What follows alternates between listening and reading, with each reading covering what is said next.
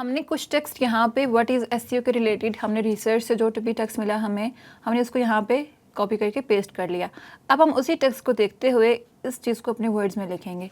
तो सबसे पहले हम देखते हैं कि ये बता क्या रहे हैं। तो सबसे पहली डेफिनेशन थी ये हमें ये बता रही है कि SEO is the process of growing websites organic search traffic. It is where you do things that help you show up and rank higher in a search engine organic results. इसी तरह मैं दूसरी डेफिनेशन को भी read out करती हूँ कि SEO stands for search engine optimisation. It's a practice of increasing both the quality and quantity of web traffic as well as exposure to your brand through non-paid, also known as organic search traffic. It is also about understanding what people are searching for online, the answer they know are seeking, the word they are using, and the type of content they wish to consume. Knowing the answers to these questions will allow you to connect to the people who are searching online for solutions you offer.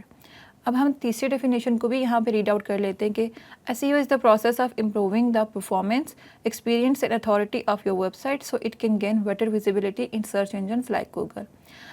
So SEO is about ranking higher in organic unpaid search result, not paid और sponsored results. इनको देखते हुए अब हम इसी को अपने words में लिखेंगे कि एसईओ है क्या. सो मैं यहाँ पे लिखूँगी मुझे जो अंडरस्टैंडिंग हुई उसके बाद कि search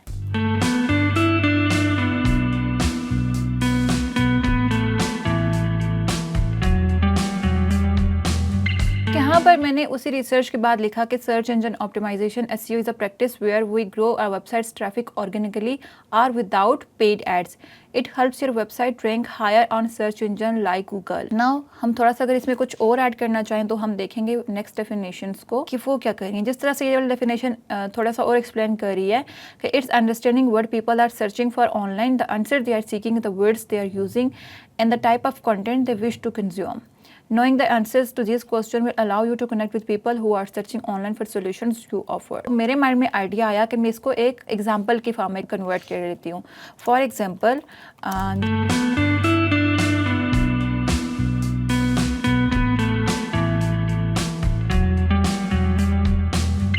so after seeing all these information और कंटेंट जो भी मुझे गूगल से मिला, मैंने एसईओ को अपने वर्ड्स में लिखा और वहीं से मुझे आइडिया मिला कि मैं इसको थोड़ा सा एग्जांपल के साथ एक्सप्लेन कर देती हूँ ताकि पढ़ने वाले को अच्छे तरीके से समझ आए.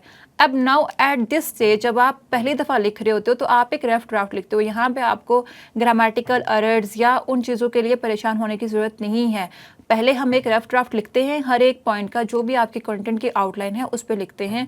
उसके बाद हम जब उसको एडिट करने या प्रूफ रीड करने बैठते हैं तो हम उसमें ग्रामेटिकल मिस्टेक्स को एलिमिनेट करते हैं और उसको पॉलिश भी करते हैं ताकि वो एक रेडी फॉर्म में हो. उसके बाद हम उसको अपने क्लाइंट्स को सेंड करते हैं या पब्लिश करते हैं. तो वो हमने किस तरह से करना है वो नेक्स्ट लेक्चर्स में कवर्ड है.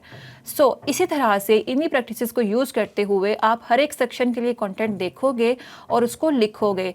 अभी मैंने व्हाट इज़ एसईओ का कवर कर लिया. अब आपने अगर लिखना होगा ऑन पेज एसईओ की डेफिनेशन तो अगेन आप जाके बाकी आर्टिकल से इंस्पिरेशन लो और इसके बारे में लिखो. इसी तरह से आप ऑफ पेज के बारे में भी लिखोगे, सर्च के बारे में या जो भी आपके आर्टिकल की आउटलाइन में इंक्लूडेड है आप उसके बारे में लिखोगे.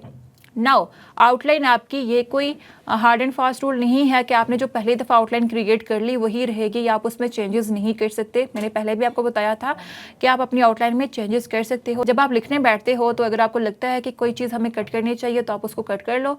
अगर आपको लगता है कि कोई चीज़ हमें और ऐड ऑन करनी चाहिए तो आप उसको ऐड ऑन भी कर सकते हो. So that is how you right blog article. इंशाल्लाह हम आपको बाकी प्रैक्टिसेस पढ़ाने के बाद एक कंप्लीट ब्लॉग आर्टिकल भी लिख के दिखाएंगे ताकि आपको अच्छे तरीके से समझ आ जाए. फॉर नाउ आपने क्या करना है, एक टॉपिक पिक करें, उसकी हेडलाइन बनाएं, उसका इंट्रोडक्शन लिखें जिसे आपको बताया गया था उन प्रैक्टिसेस को यूज़ करते हुए और इस पर ब्लॉग लिखने की कोशिश करें. सो मिलते हैं नेक्स्ट लेक्चर में एक न्यू टॉपिक के साथ.